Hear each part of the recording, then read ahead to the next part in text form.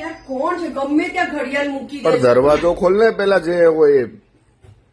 આવી ગયો અને આવી રીતે ઘડિયાળ. આ શું છે માની કીર્તન? સિસ્ટમ શું સિસ્ટમ? શેની સિસ્ટમ? હે હવે બેગ ઠેકાણે મૂક. ચલ હવે ફટાફટ. હવે તો જીવવા દો, કંઈક તો જીવવા દો. કેમ જીવવા દો મતલબ? સવારના 2 વાગ્યાનો ભણો છો, અત્યારે આવ્યા છે. આ તો શું થઈ ગયું? ઘડિયાળ જ્યાં ત્યાં મૂકી દેવાની તો શું તો શું શું?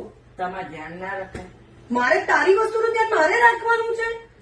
વાહ. બેગ ઠેકાણે મૂક્યા. ચલ અરે, મમ્મા થોડુંક તો હવે તો થોડુંક તો કામ કરવું પડે ને. 2 વાગ્યાનો ભણો. 2 તો શું થઈ ગયું? 2 વાગ્યાનું 9 ભણે છે તો? કલાક મમ્મા, 9 કલાક થાકી ગયો. આઈને બોલવાનું ચાલુ કરી દીધું. તબિયત પાણી કેવા? મજા આવે ને? હું મજામાં છું. તારે તબિયત પાણી હારા છે? પાણી પીવું છે? નથી પીવું. તને ગરમી થઈ ગઈ? તને લીંબુ પાણી ચખાડું?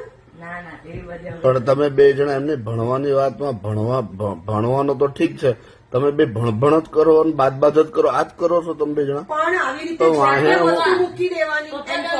પણ પાછળ શું પડી જ્યારે ગયું હું છે? ત્યારે કાં તો અહીંયા કાચ અગાડ્યો હશે, ક્યાં તો ટીવી અગાડ્યો એટલે હશે. તું નાની હતી ત્યારે તું આવી નહોતી એમ. આવી નથી. હું તો સારી જ હતી. ચાની નીરે દાંત પૂછી તને લે મારા પોતાવે. પપ્પાને. મારા પપ્પાને પૂછી લે. ચલો 1 મિનિટ આપણે ક્યાંથી ખોવાઈ જાય? મને ઘડિયાળ ક્યાં ગઈ? મને ઘડિયાળ ક્યાં ગઈ? ખબર બસ અવાજ કોનો? 1 મિનિટ મારી વાત સાંભળો. મમ્મી ની 2 ખોવાઈ છે. કોમેન્ટ કરો તમે લોકો કે નાનપણમાં સોનું કીર્તન જેવી હશે કે કીર્તન સોનું જેવો હશે.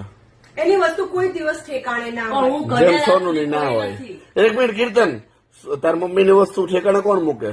પપ્પા 80,000 ની ઘડિયાળ મૂકીને આવી ગયા તમને યાદ નથી. હા, ક્યાં મૂકીને અવતર્યા હતા? દાદાના ઘરે.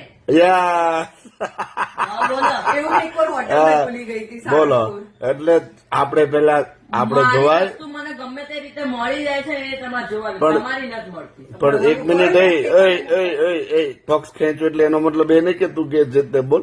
સાંભળી લે મારી વાત.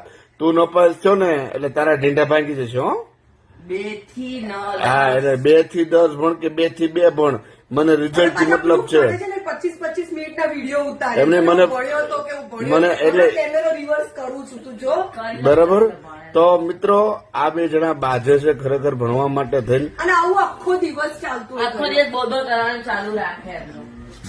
ચલો આવજો કહી દો, જય માતાજી કહી દો. સાંભળો, બધી વાત સાચી છે મારી. સમજી ગયા? ચલો જય માતાજી મિત્રો.